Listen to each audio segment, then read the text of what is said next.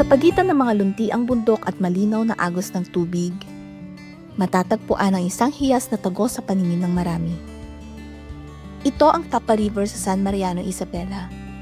Isang lugar kung saan ang bawat ihip ng hangin ay may dalang kwento at ang bawat daloy ng ilog ay nag-aanyaya ng katahimikan.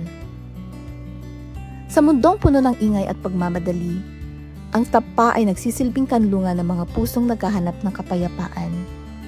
Dito, ang ingay ng abalang mundo ay napapalitan ng himig ng kalikasan.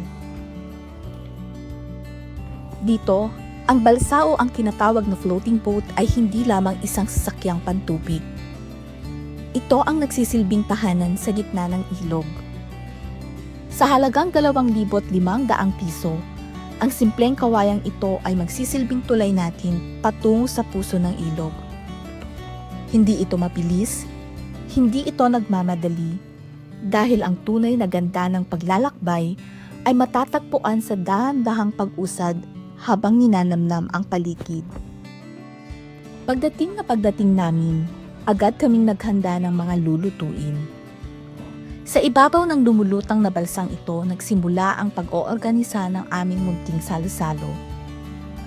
Habang hinihintay ang iba pa naming kasama, ang pagkahanda ng pagkain ang naging paraan namin upang mas lalong magkalapit sa bawat isa. Ang bawat hiwa ng sahog at tawanan sa gitna ng paghihintay, ito ang mga sandaling hindi matutumbasan ng material na bagay. Nang makumpleto na ang tropa, dahan-dahang kinalas ang mga tali at nagsimulang umusad ang balsa patungo sa kabilang dako. Habang papalayo kami sa pampang, mas lalong nagiging malinaw ang ganda ng lugar. Ang mga formasyon ng bato, ang malinis na tubig, at ang mga bundok na nagsisilbing bantay sa paligid.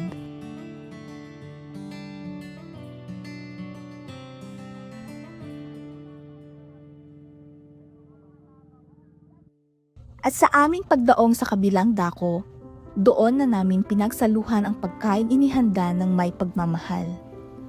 Sa loob ng floating boat at sa harap ng malinaw na ilog, mas naging masarap ang bawat subo dahil sa tanawing aming kasalo.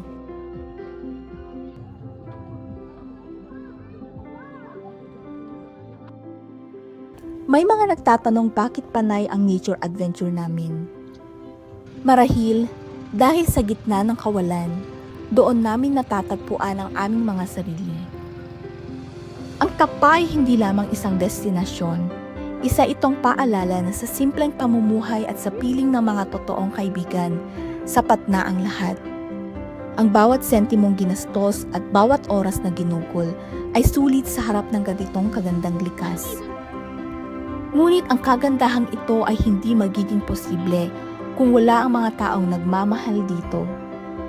Isang malaking pasasalamat sa mga taga San Mariano at sa komunidad ng Barangay Tapa na patuloy na nangangalaga at nagpapanatili ng kalinisan ng lugar na ito.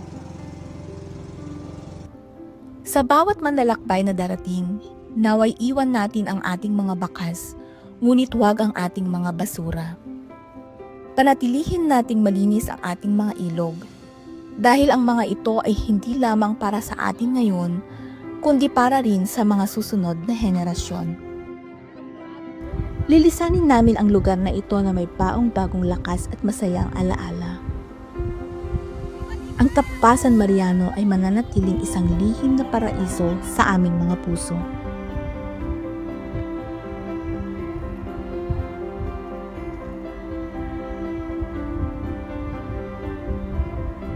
Isang paalala na sa gitna ng agos ng buhay, laging may lugar na magbabalik sa atin sa tunay na kapayapaan.